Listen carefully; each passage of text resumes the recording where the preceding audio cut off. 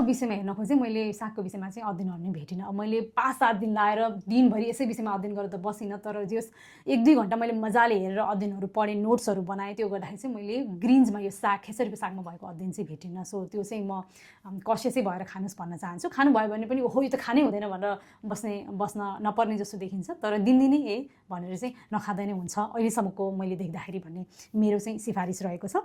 त्यस्तै अर्को अध्ययनले चाहिँ नेपालमा, ग्रिसमा, टर्कीमा, बङ्गलादेशमा पाइने यो खेसरीलाई, त्यो गेडालाई ल्याएर चाहिँ अध्ययन गर्दाखेरि नेपालको, बङ्गलादेशको खेसरीमा चाहिँ अलिकति बढी मात्रामा त्यो बिटा ओड्याप कम्पाउन्ड, त्यो टक्सिक कम्पाउन्ड छ नि, त्यो पाइएको देखाएको छ।